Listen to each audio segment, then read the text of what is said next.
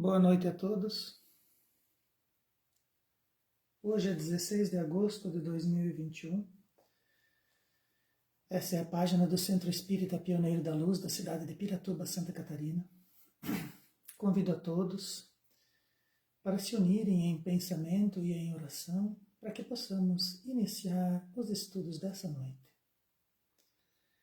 Deus, nosso Pai, Jesus, nosso Mestre, Espíritos da codificação que nos auxiliam e nos inspiram, solicitamos de vós nessa noite a intercessão justa e correta, para que possamos elevar os nossos pensamentos, conectar as nossas almas à criação divina, ao Divino Mestre Jesus, para que possamos aferir dali todas as lições, todas as instruções e todas as revelações necessárias ao desenvolvimento da nossa vida, da nossa realidade espiritual e do nosso crescimento íntimo como criaturas que vivem na Terra, mas que se encontram encaminhadas num futuro próximo à realidade espiritual, verdadeira casa de todos nós. Que Jesus possa estar conosco, que os seus trabalhadores, os seus prepostos venham e nos auxiliem, e que nós possamos ser bons instrumentos na mão da realidade espiritual. Que Jesus nos auxilie e que assim seja. Para a noite de hoje, nós nos inspiramos no livro Amor, Imbatível Amor, de Joana de Ângeles, por Divaldo Franco, no capítulo 9, página 163, aonde a mentora espiritual do nosso amigo traz para nós apontamentos a respeito dos algozes da alma, a timidez. Os algozes são os carrascos, aqueles que fazem,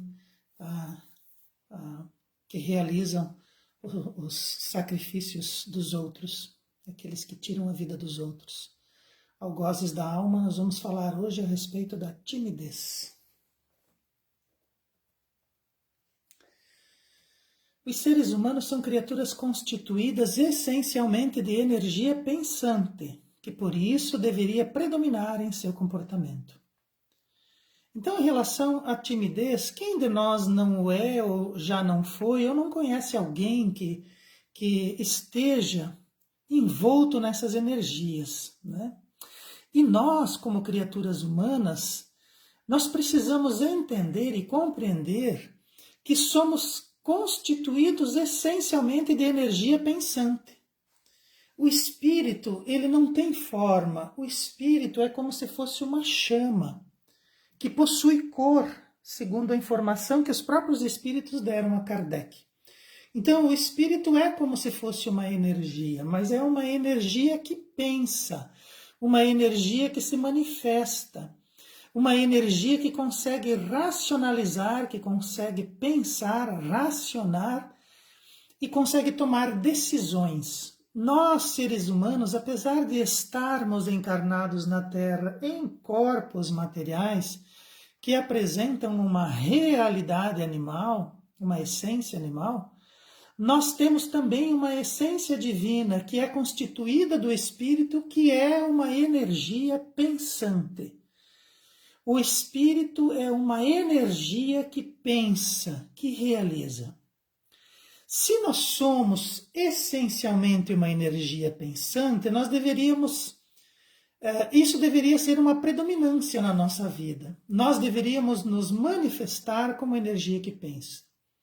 Todavia, quando estamos encarnados, o nosso corpo físico precisa estar em consonância com a realidade material, precisa estar em consonância com as vivências da matéria existentes no nosso planeta escola, no nosso planeta Terra.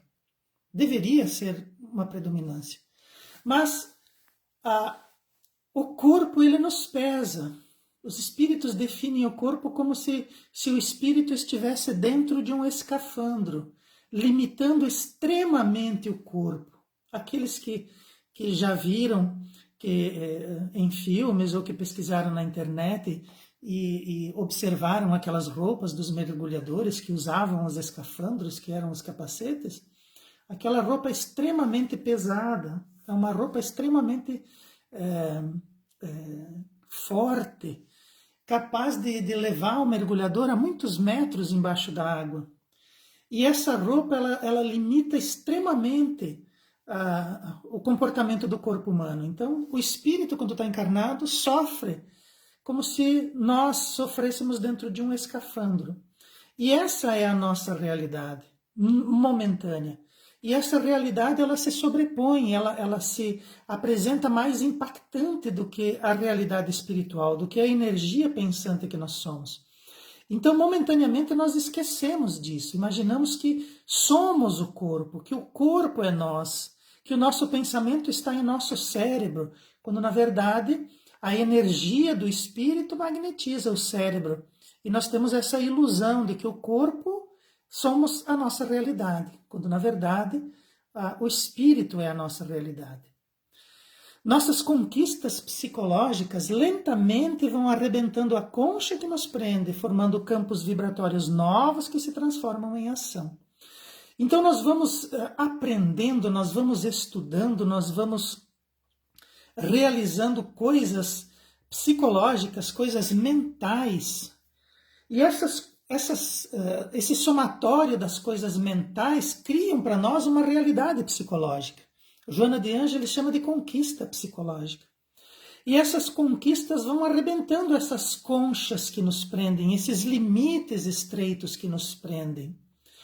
E conforme nós vamos adquirindo, nós vamos agregando em nós conquistas psicológicas, vamos agregando em nós conhecimentos, vamos abrangendo as coisas da matéria com a nossa mente e com a nossa compreensão, que é a fé raciocinada de Kardec.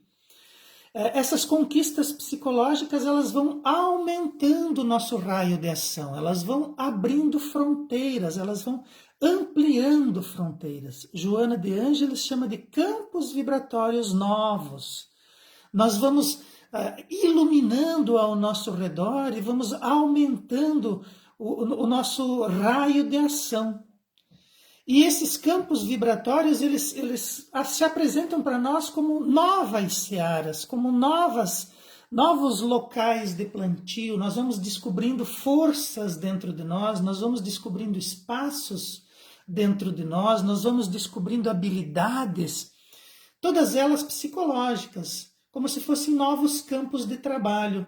E isso vai ampliando conforme nós vamos nos interessando por ampliar essas fronteiras, buscando essas ampliações, nós vamos achando novos espaços e vamos ganhando autonomia, vamos flexibilizando essa nossa concha, vamos ampliando ela, rompendo ela, abandonando muitas vezes algumas conchas que nós trazemos e que nos envolvem, como aquele escafandro a que nos referíamos, e nós vamos ampliando, vamos trazendo para nós novos campos de ação. Impedindo esse avanço, surgem energias psíquicas contrárias e que afetam a plenitude do ser. Então, aquilo que Joana de Ângeles colocava ali na frente, os carrascos da alma, né, os carrascos do espírito, são essas energias contrárias, energias psíquicas. Então, às vezes, a gente tem com a gente, eu não vou conseguir, isso não vai dar certo para mim, eu não vou dar conta, né? Eu não sou capaz. São energias psíquicas contrárias ao nosso avanço. E quando nós ficamos impedidos por energias mentais, às vezes as energias físicas, nesse tocante não são nem tão representativas, apesar de elas serem limitantes, muitas vezes as energias físicas não nos impedem, mas as energias psíquicas impedem. As energias mentais, aquele diálogo que nós temos conosco mesmo, no nosso psiquismo, e as frases que repetimos para nós, quando na verdade deveríamos repetir que somos capazes, que vamos conseguir, que vai dar certo, que nós vamos dar conta, nós ficamos repetindo e criando bloqueios para nós, que se transformam em energias psíquicas. Elas não estão materializadas. Elas estão somente dentro de nós, mas elas são contrárias ao nosso avanço. E elas vão afetar a nossa plenitude. Como criaturas perfectíveis, nós temos dentro de nós campos de plenitude, campos de paz, campos de equilíbrio. Mas conforme nós vamos acatando as nossas sugestões contrárias, ou vitalizando elas, ou criando elas quando surge algo inesperado, nós criamos uma nova energia psíquica contrária e isso vai afetando a nossa plenitude. Nós vamos perdendo a nossa espontaneidade, vamos perdendo aqueles campos de ação que se apresentavam. Então, as energias psíquicas contrárias afetam a plenitude do ser. Elas podem ser provenientes de vidas passadas ou da nossa atual encarnação, capazes de inibir as manifestações da alma, nos colocando em situações dolorosas e limitantes, à feição daqueles carrascos psicológicos que Joana elenca. E entre elas a timidez, né? Que é aquela que nós vamos ver hoje. Existem outras que com certeza nós vamos abordar em estudos futuros, mas hoje vamos nos deter na timidez. Vamos nos deter na timidez observando ela a respeito da ótica evolutiva do espírito, da manifestação espiritual. Então, o espírito vai se colocando em situações dolorosas e limitantes, como se nós estivéssemos sujeitos a um carrasco, como se essas energias psíquicas contrárias se transformassem nos nossos próprios carrascos, que nós mesmos vitalizamos, que nós mesmos criamos, né, e desenvolvemos. E inibe as manifestações da nossa alma. Então, as manifestações da alma é o equilíbrio, a capacidade de aprendizado, é a evolução, são manifestações, isso é natural do espírito, é natural do espírito encarnado e do espírito errante. Mas isso fica inibido, então existem energias contrárias às manifestações energéticas do espírito que podem se transformar nos seus carrascos. A timidez é uma dessas energias, desenvolvida durante a infância, quando um relacionamento insatisfatório com os pais castradores ou superprotetores impede o desenvolvimento saudável do filho, que se preserva de desafio e surpresas dentro de um quadro tímido. Então, uma das maneiras de nós desenvolvermos essa energia, a energia da timidez, é durante a nossa infância. Então, nós encarnamos de forma saudável, encarnamos com os potenciais desobliterados. Mas durante a nossa infância, a infância material, a nossa infância de encarnados, nós muitas vezes podemos ficar à mercê de pais que nos tolhem, que são pais castradores, que são pais que não deixam o indivíduo encarnado se manifestar. Ou de pais muito superprotetores. E isso vai impedir o desenvolvimento saudável do filho. E o filho se sentindo superprotegido ou se sentindo castrado, ele não vai buscar desafios, ele vai ver os desafios como uma coisa negativa. Porque para ele isso foi tolhido, isso foi impedido. E ele não vai querer saber de surpresas, ele quer as coisas muito certinhas. Então não venha com surpresas, não venha com coisas que eu não sei, coisas que eu não vi, não me traga uma comida que eu nunca comi, porque eu não vou comer, você vai passar vergonha. Ou não venha comigo, não traga para mim um perfume que eu não estou acostumado, porque eu vou recusar. O indivíduo, ele não tem um desenvolvimento saudável colocado na sua perspectiva. Ele foge daquilo que pode ser um desafio e foge daquilo que pode ser uma surpresa. E quando a gente vê crianças assim, quando a gente vê espíritos assim, a gente diz, ele é tímido, a gente justifica com a timidez. Mas nós vamos ver que essa timidez é um carrasco. Essa timidez vai fazer com que esse indivíduo não se desenvolva de forma saudável. ou porque ele foi castrado em suas iniciativas, ou porque ele foi superprotegido. Então, pais e mães muitas vezes fazem isso. Os pais, o filho tem uma aptidão natural que ele poderia desenvolver, e esse desenvolvimento traria para ele equilíbrio e paz de espírito, mas não é o que o pai deseja. Então existe um conflito, e a criança, como ela veio depois, e o pai tem sobre ele uma ascendência, ele vai impor no filho que ele seja médico, vai impor que ele seja advogado, vai impor que ele faça isso, faça aquilo, que ele não faça isso e não faça aquilo. E os filhos, muitas vezes, por uma convivência próxima com pais e mães, vão assumir essa característica e vão fugir dos desafios, vão se colocar em timidez.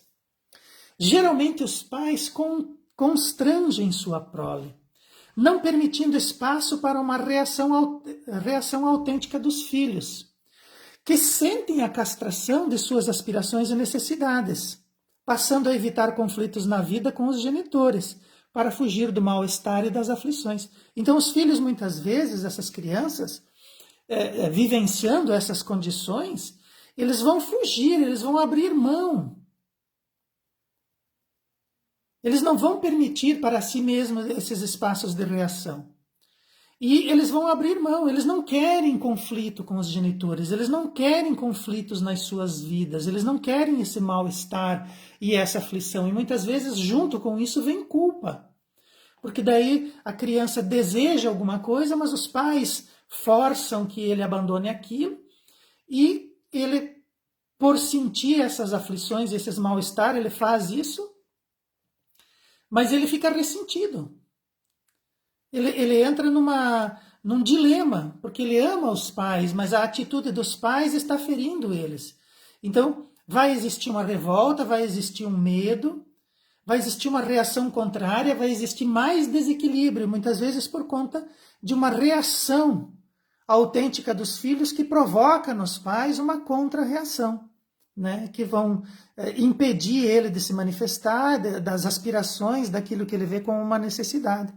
E daí a criança, para evitar o conflito, abre mão disso e muitas vezes entra em desequilíbrio. Em casos dessa natureza, né, em casos onde o indivíduo encontra pais castradores ou superprotetores,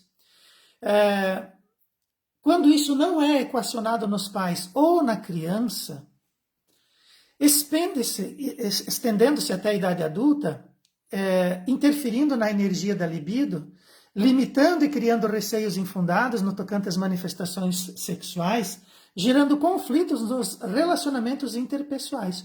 Então, isso às vezes é percebido dentro da família ou é percebido dentro da escola, e muitas vezes uma conversa, uma orientação, faz com que os pais equacionem isso. Eles começam a perceber que eles precisam dar mais liberdade aos seus filhos, que eles precisam respeitar aquilo que são as aptidões naturais dos filhos ou os desejos deles, naquilo que eles pensam da vida, naquilo que eles desejam manifestar dentro da família.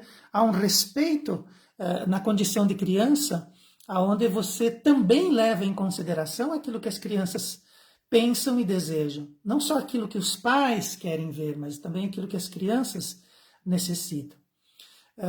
Então, às vezes é equacionado nos pais. Ou quando a criança começa a apresentar muitos problemas, e esses problemas voltam para quem os cria, né? Voltam para os pais. Então a criança apresenta desequilíbrios psicológicos, perdas na qualidade de vida, e os pais, como amam seus filhos, apesar de muitas vezes não perceberem esse aspecto de castração ou de superproteção, mas eles amam os seus filhos e se preocupam com os seus filhos, as atitudes que tomam em nome desse amor. Às vezes os sofrimentos das crianças faz com que os pais busquem auxílio em psicólogos, em psiquiatras, e daí isso às vezes é equacionado na criança, ou nos dois, equacionado na criança e nos pais. E se isso não for equacionado nos pais ou na criança, vai se estender até a idade adulta e vai interferir na energia da libido, né? Libido é energia.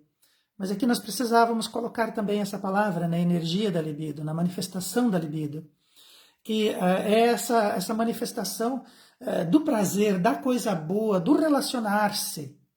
Então essa energia do relacionar-se vai ficar limitada. A criança, através da sua timidez, não vai manifestar essa libido de forma equilibrada. E isso gera receios. Então a criança, como ela tem receios, a timidez força ela a não desejar nada novo, como é que ela vai construir um relacionamento? Porque um relacionamento é uma coisa nova. Esse relacionamento com uma pessoa estranha, mas que nos atrai profundamente, que faz com que as nossas energias sejam manifestadas de forma retumbante, né? Num bom relacionamento que movimente a nossa libido, o indivíduo não vai buscar isso. E também, se ele não busca um relacionamento com outras pessoas, ele vai ter problemas em manifestar as suas energias sexuais. Então ele vai ter sérios conflitos de relacionamento, ele vai ter dificuldade para fazer amizade, ele vai ter dificuldade para estudar fora, ele vai ter dificuldade para ir para o trabalho. São dificuldades em relacionamentos, nessa energia de prazer, nessa energia de trocas em relação às outras pessoas.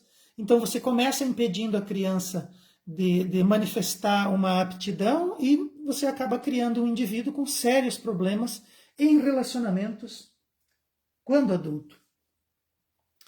Mas essa energia da timidez, ela está colocada em nós e ela se manifesta e ela tem uma razão de ser. A timidez evoluiu junto com os seres em todo o processo evolutivo da raça humana e ela tem um objetivo, né? A timidez em sua essência ela é natural, é uma condição natural. Quando trata de ponderação, equilíbrio, decisão e cuidado frente a um comprometimento grave no grupo social, no grupo familiar, no grupo empresarial ou outro de qualquer ordem, onde um mecanismo de prudência reflexiva será necessário. Então, às vezes, muitas vezes, durante a nossa vida, nós vamos ter que ponderar, nós vamos ter que agir de forma equilibrada, nós vamos ter que decidir. E essa ponderação, esse equilíbrio, essa decisão, ela precisa ser cuidadosa, porque ela vai envolver comprometimentos graves. Ou no grupo social, né, numa sociedade, no grupo social, dentro da cidade, do bairro onde nós moramos, no nosso grupo da família, na empresa onde trabalhamos ou onde somos sócios, ou em qualquer outra condição que seja necessário, seja essencial e natural, essa ponderação e esse equilíbrio e essa decisão cuidadosa. Então nós temos esse mecanismo de prudência, nós nos tornamos tímidos diante daquela situação e muitas vezes é necessário que nós tenhamos um recolhimento, para que essa nossa prudência reflexiva, ela possa despontar, ela possa trabalhar em nós as nossas decisões. Porque nem sempre nós vamos conseguir equacionar uma situação onde tudo fica resolvido. Às vezes nós conseguimos resolver uma parte e às vezes a outra parte fica em suspenso. Ou ela fica numa situação desconfortável. Ou ela fica numa situação de sofrimento. Mas nós não vamos, nem Jesus conseguiu equacionar tudo. Nós não vamos acertar sempre. Mas às vezes nós vamos ter que tomar decisões que não são agradáveis. Às vezes a gente vai ter que dizer, olha, eu vou fazer isso mesmo que você não queira. Às vezes os nossos familiares, os nossos pais e as nossas mães querem interferir na nossa vida e a gente vai dizer, não, isso aqui, quem vai decidir sou eu. E eu não decidi ainda. Às vezes as situações se apresentam e as decisões já vêm prontas e não é o que a gente quer. Então nós vamos ter que fazer essa reflexão, nós vamos ter que tomar essa atitude tímida e nos recolhermos numa prudência reflexiva. Então timidez é natural. É natural que às vezes a gente sorria de forma amarela e não tome uma decisão ou não diga alguma coisa para que a gente possa reflexionar melhor sobre aquilo, ponderar, equilibrar e decidir frente a um comprometimento grave. Então, às vezes, é natural nos recolhermos em timidez para que a gente possa fazer uma decisão melhor. Mesmo que isso acarrete algum sofrimento, alguma dor, alguma reclamação, mas a gente vai ter que fazer. A gente vai ter que chegar no nosso momento de decisão. E isso é decisão, é do indivíduo. Ele é que vai colocar em pratos limpos todas aquelas situações e decidir qual é a melhor. Mas às vezes não, às vezes a gente tem aquela situação da timidez que nos é imposta, como dizíamos antes, onde a decisão já vem pronta. Não, você vai fazer isso e pronto. E às vezes não é o que a gente quer. E a gente precisa superar isso. Então a gente se fecha na timidez, mas para que a gente possa tomar a melhor decisão também para nós, não só para imposição que vem externa. Mas essa energia natural, todavia, se ela assumir feições de temor exagerado diante do imprevisto, quem é que não tem imprevistos na vida? O futuro é uma incerteza e muitas pessoas lidam tão mal com o futuro que vivem ansiosas. Vivem vivendo o futuro, não vivem o presente porque estão no futuro, tentando antecipar ele ao máximo porque elas não querem o imprevisto. Então podemos imaginar que os ansiosos também são tímidos, porque eles não querem esse imprevisto. E essa energia da timidez assume feições de temor exagerado diante do imprevisto, produzindo efeitos no corpo. Então as pessoas ficam tão tímidas e tão ansiosas e têm tanto medo do imprevisto que elas começam a sentir efeitos físicos. Como dizíamos, são energias mentais. Isso está dentro do indivíduo, isso se manifesta a nível espiritual, a nível intelectual. Mas isso começa a gerar efeitos no corpo, afeição de emoções. Efeitos como suores, sudorese, né? A pessoa sua debaixo do braço, senta com calor, sua as mãos, sente um rubor ou um calor que se manifesta no rosto, sente uma palpitação cardíaca, ela está tão armada, ela tem tanto medo, tanto temor do imprevisto, que ela sente palpitação, ela sente um acelerar do coração, ela sente uma pulsação irregular, um ar preso. O indivíduo não consegue respirar, ele não consegue expandir o próprio peito. Há uma incapacidade de raciocínio. As ideias não fluem, porque também o coração não está batendo direito, a respiração não está sendo implementada. Então, aquela capacidade de raciocínio, aquela mente límpida que muitas vezes nós precisamos nas horas difíceis, ela não vem. Então, a nossa timidez se torna patológica, exigindo terapia psicológica para diluir seus efeitos. Então, quando isso começar a aparecer no corpo, daí já é um problema grave. Às vezes as pessoas não sabem usar a timidez, mas daí tudo bem, a gente aprende. Agora, quando isso já começa a trazer para nós problemas físicos, né? Incapacidade de raciocínio, palpitação cardíaca, suores, né? E incapacidade de manter um diálogo, de manter um relacionamento, de manter um diálogo e uma conversa adulta, é um problema sério, não há o que fazer. Nós precisamos do médico para tratar disso. Nós precisamos buscar a terapia, nós precisamos ir no psicólogo, no psiquiatra. Se isso passa a dominar o nosso corpo e o nosso psiquismo, talvez nós precisemos ir até as vias do remédio. Precisamos tomar ali uns calmantes, precisamos fazer umas regressões, umas meditações, precisa-se fazer alguma coisa para que esses efeitos sejam diluídos, quando isso assume feições de temor e um exagero diante do imprevisto. Outra análise que nós precisamos fazer, ainda cabe outra análise em relação à timidez, revelando que o tímido é também um orgulhoso exagerado. um orgulho exagerado, uma proteção exagerada em relação a nós mesmos. O nosso orgulho faz com que a gente ande retinho, não tropece, não seja motivo de risadas nem chacotas, que nós sejamos respeitados na nossa dignidade. Mas às vezes o orgulhoso exagera nisso. E ele se refugia no comportamento da timidez para não se expor aos outros ou às observações do outro, de modo que sua realidade conflitiva não seja detectada, nem conhecida e nem julgada. Então, os indivíduos orgulhosos desenvolvem um orgulho e daí eles não querem que os seus conflitos, as suas limitações, os seus medos, as suas ponderações exageradas, que elas virem motivo de conversação das outras pessoas. Eles não querem as outras pessoas falando deles.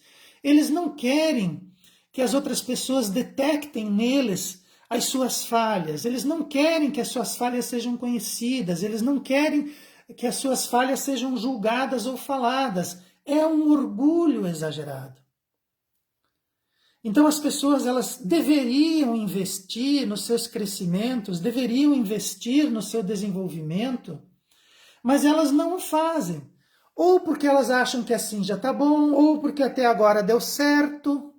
Mas nós precisamos nos melhorarmos, nos trabalharmos, nos energizarmos espiritualmente todos os dias. Todos os dias, não interessa onde estejamos ou como estejamos, todos os dias é momento de aprendizado. Não importa com quem estejamos, sempre alguém sabe algo que nós não sabemos e nós podemos aprender com ele. Nós podemos ser amigos das pessoas. Não há problema algum em abrirmos a nossa realidade e dizer, olha, nisso aqui eu não sou bom, isso aqui eu não sei, isso aqui eu nunca vi, eu nunca fiz. Qual é o problema disso? Nenhum. Nós podemos aprender.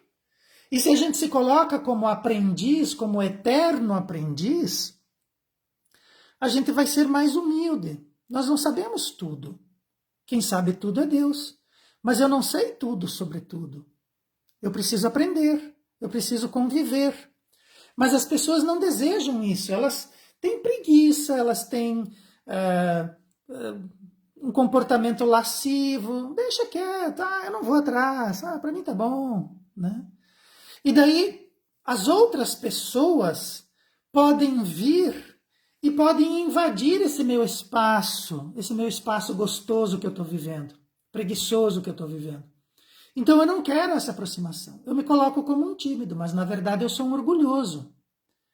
Eu não quero ser observado, eu não quero ser medido, eu não quero ser confrontado. Eu não quero que alguém venha me detectar e ver aonde que estão as minhas limitações. Eu quero ser absoluto. Então, como orgulhoso, eu já sou bom o suficiente. Mas como eu tenho medo do meu orgulho, eu me camuflo dentro de uma timidez. Então também precisamos observar se a nossa timidez não é isso. Se nós não estamos fugindo de aprender. Se nós não estamos fugindo de conviver. Se nós não estamos colocando no outro uma importância muito grande em relação à nossa própria avaliação. Nós somos aprendizes, estamos aqui para isso. O planeta Terra é uma gigantesca escola onde todos estão aprendendo, ninguém sabe tudo. Então o orgulho, ele é desnecessário, ele nos atrapalha. E se nós formos observar dentro da doutrina espírita, nós vamos ter, no Livro dos Espíritos, a questão 487, ela fala do orgulho. A questão 498 também fala do orgulho. A 738 também fala do orgulho. A 759 também. E na questão 785, então, aí os espíritos...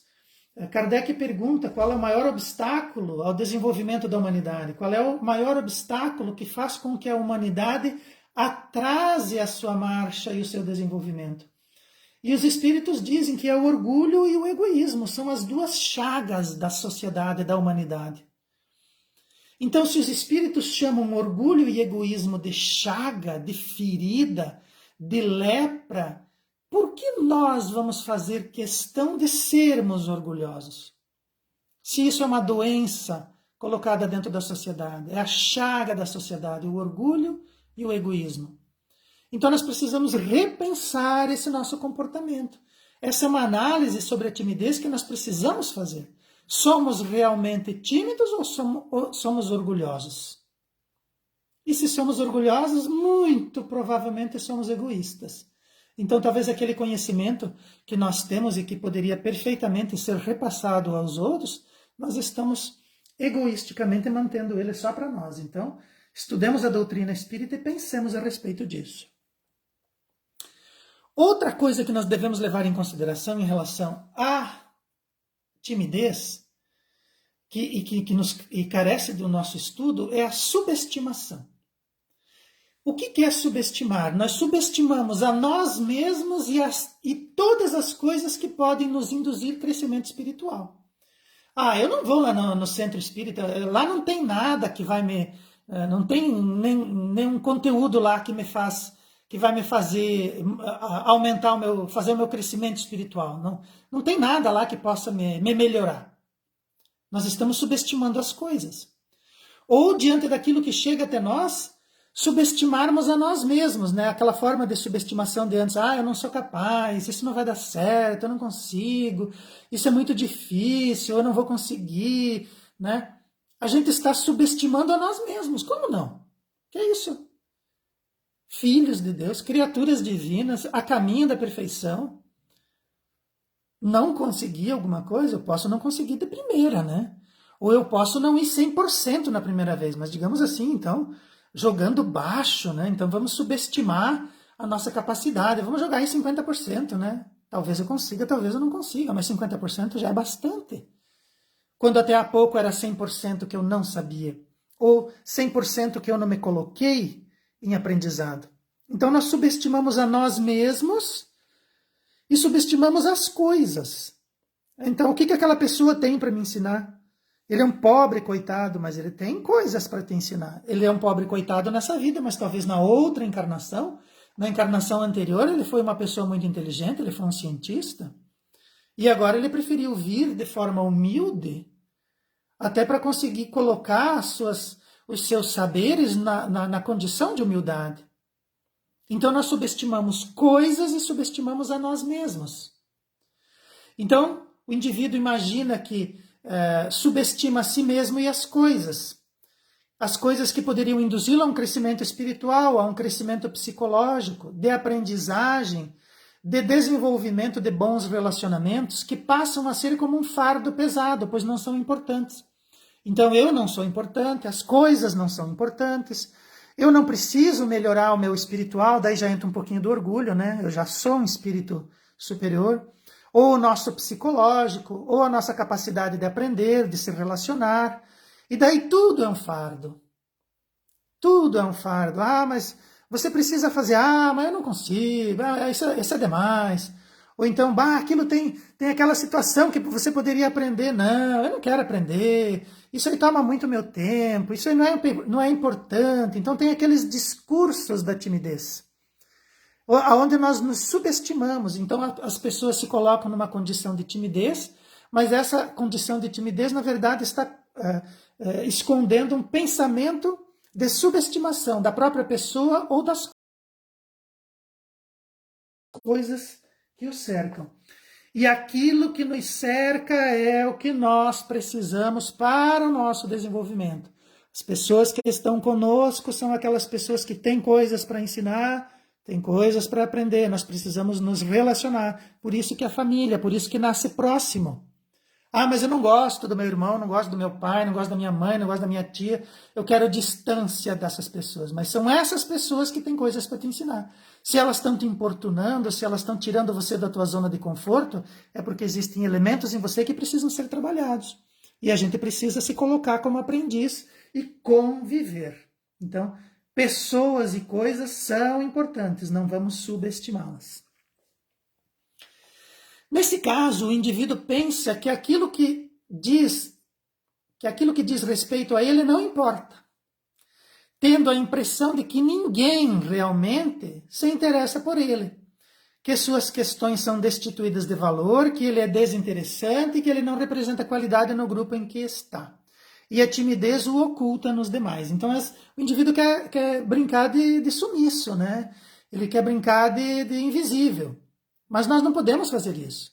Nós ocupamos um espaço, nós temos uma preponderância dentro do nosso grupo, nós somos importantes onde nós estamos. Essa timidez disfarçada não pode ser vista dessa forma.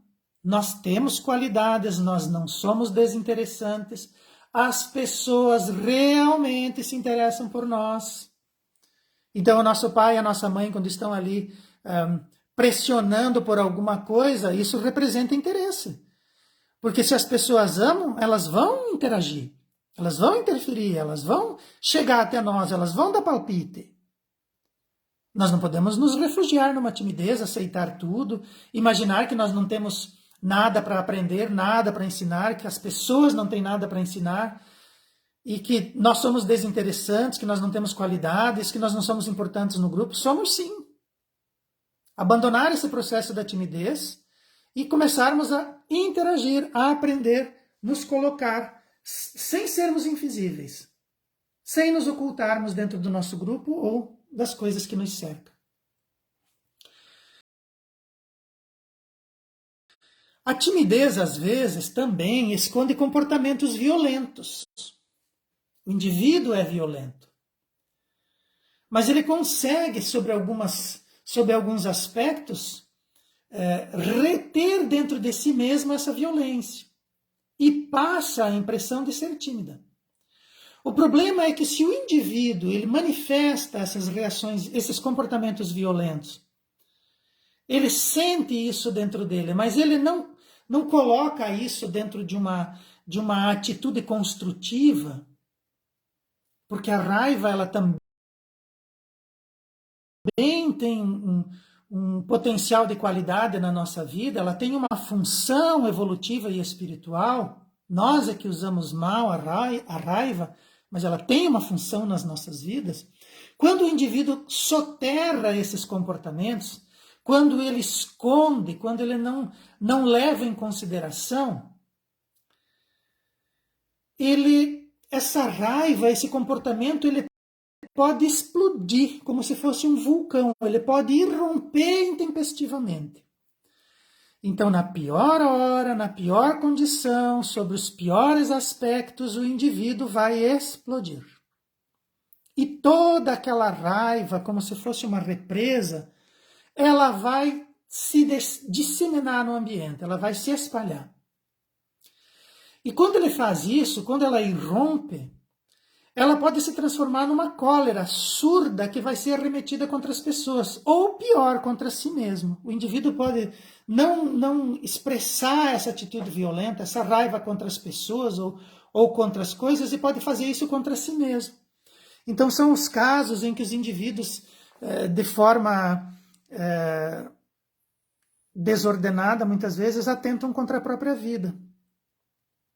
Eles têm raiva das coisas, mas eles não trabalham esse comportamento e eles acabam soterrados por esse comportamento, por essas energias, e eles acabam colocando para si mesmos a sua falta de importância, ainda mais se eles agirem de forma tímida, né? Imaginando que não são importantes, imaginando que eles não têm condições, que eles não vão conseguir, que ninguém se interessa por eles, eles acabam usando essa própria violência, essa própria raiva contra eles mesmos.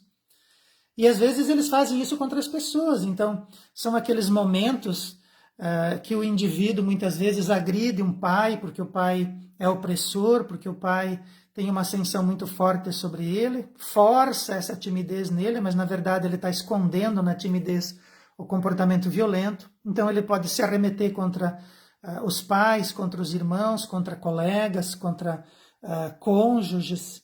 Então, na verdade, ele não é tímido, ele é violento. Então, nós precisamos ver se a nossa timidez, ou se a timidez das pessoas que nós amamos, não é um comportamento violento. Se ele não está soterrando dentro dele a raiva. Porque a raiva, ela está no mecanismo evolutivo do ser humano. Quando nós temos um ambiente muito hostil, o ambiente onde nós estamos, o lugar onde nós estamos, se ele é muito hostil, ele nos sufoca, ele nos oprime. Ele tira de nós a nossa espontaneidade. Nós precisamos a agir de dentro para fora, para modificar o ambiente. Então, as nossas energias íntimas vão ser expressadas na forma da raiva, aonde nós vamos nos impor diante dessa hostilidade. Então, nós modificamos o ambiente. A raiva serve para modificar o ambiente. A raiva não é para agredir. Raiva é para nos impormos diante de um ambiente hostil. Então, os policiais, os soldados, muitas vezes, eles externam a raiva. E eles confundem a raiva com violência, mas a raiva é para você tirar a hostilidade do ambiente, para você se impor no ambiente onde você está. Seja qualquer ambiente que for. Mas nós utilizamos essa raiva de forma errada, nós não trabalhamos esse sentimento, nós não somos educados em relação à existência dele e à sua utilidade, e usamos mal. E muitas vezes nós direcionamos essa raiva e ela se transforma em violência. Então nós precisamos ver isso em nós e perceber se a nossa timidez não é uma atitude de raiva. Porque essa raiva ela vai ser soterrada, ela vai ser acumulada até que ela vai explodir intempestivamente. Ou contra alguém, ou contra nós mesmos. Então, quando apresentamos timidez, tenhamos certeza de que não é raiva. A timidez também ela pode ter suas raízes fincadas em encarnações passadas.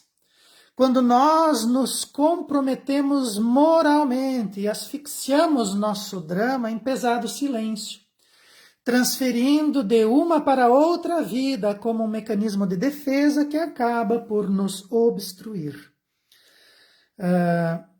Às vezes o indivíduo ele vivencia aonde ele se encontra, na encarnação que ele se encontra, ele encontra comprometimentos morais. Então nós fazemos coisas moralmente julgáveis, condenáveis. E isso muitas vezes, e daí a importância do diálogo, né? De nós escolhermos alguém que seja o nosso amigo, que seja o nosso irmão, aquele com quem nós podemos nos confessar, e que nós compartilhemos isso. Porque muitas vezes nós acumulamos dentro de nós nos comprometemos moralmente por coisas que nós fazemos, por causa do nosso passado. E nós guardamos isso em pesado silêncio, nós não falamos para ninguém, nós asfixiamos o nosso drama em pesado silêncio. E nós podemos levar essa energia para o plano espiritual, ela fica calcada, é um carrasco da alma, né? Fica lá no nosso espírito, e nós transferimos a nossa existência para uma nova encarnação, mas juntos nossos problemas vão junto, eles se transferem junto, nós não abandonamos nada no caminho. E nós precisamos encarnar na nova vida, precisamos realizar na nova vida todos os cometimentos necessários a ela, mas nós trazemos do passado os nossos traumas, nós trazemos aquilo que nós asfixiamos em outras vidas, dentro de um pesado silêncio. E isso vai se manifestar, porque invariavelmente precisa ser resolvido. Ou na vida passada, ou nessa vida, ou na vida futura, nós vamos precisar resolver esse aspecto. Nós vamos precisar nos confessar diante de nós mesmos. Nós vamos precisar desobstruir, porque nós somos criaturas energéticas pensantes. Então essas energias vão junto, os problemas estão ali, não adianta fazer de conta que eles não existem. Precisamos encará-los de frente e resolvê-los, porque senão eles vão acabar atrapalhando o nosso desenvolvimento espiritual. Nós tivemos um caso num trabalho mediúnico, onde um indivíduo ele guardou tanto silêncio, as coisas que aconteceram na vida dele fizeram com que ele agisse sem falar, ele calava diante das situações, e ele tomou tanto isso a sério que ele acabou assumindo as vestes de um monge, e aonde nessa ordem de monges ele fez o voto do silêncio, então ele não falava nunca. Ele conseguia pensar, na cabeça dele era como se ele falasse, mas ele não não expressava isso com a voz. Ele congelou tanto, ele comprometeu tanto a parte da fala, que ele se manifestava e aquilo era uma aflição terrível para ele. Ele pensa na situação, mas ele não consegue falar. Então ele se manifestou várias vezes no médium e ele tinha que falar alguma coisa, ele tinha que contar alguma coisa e ele não conseguia. Então ele vivia numa situação asfixiante, ele vivia numa situação angustiosa e várias vezes até que ele conseguiu balbuciar algumas palavras, até que ele conseguiu soltar o grito, o rugido que ele tinha dentro do peito, até que ele conseguiu formar frases, sempre com muito sacrifício, com muita angústia na manifestação, até que devagarinho ele conseguiu destravar isso aí, ainda sofre, mas já consegue falar. Então ele fez um voto de silêncio que, obviamente, isso atingiu, né, comprometeu lá o seu comprometimento moral, lá no seu espírito, lá nas partes profundas da alma, e desencarnado ele sofria disso, e ele tinha que se manifestar no grupo mediúnico para falar, de forma a desobstruir as suas cordas vocais, a força laríngeo, né, o chakra laríngeo dele ali, o centro laríngeo, onde ele pudesse manifestar essas energias e conseguir soltar a voz, e o exercício dele cada vez era contar alguma coisa, falar alguma coisa qualquer que fosse, para descongelar esse centro nervoso, esse centro de força ali que ele acabou comprometendo por conta dos aspectos daquela encarnação. Então ele sofria por conta disso. Precisamos perceber isso em nós e muitas vezes realizar as nossas conversas com pessoas que realmente possam ouvir os nossos desabafos, para que a gente não fique carregando e obstruindo o nosso próprio espírito com mecanismos comprometedores da nossa moral. E daí, então, timidez não é bom, né? As pessoas pensam isso. Eu não posso ser tímido. Então, a ausência da timidez também não significa saúde psicológica. E pode indicar outro carrasco psicológico, pois a extroversão ruidosa é um fenômeno perturbador para o ser, que a usa para desviar a atenção de suas realidades desfalcadas, em uma atitude divertida que agrada aos outros, descarregando os medos numa jovialidade que não é autêntica.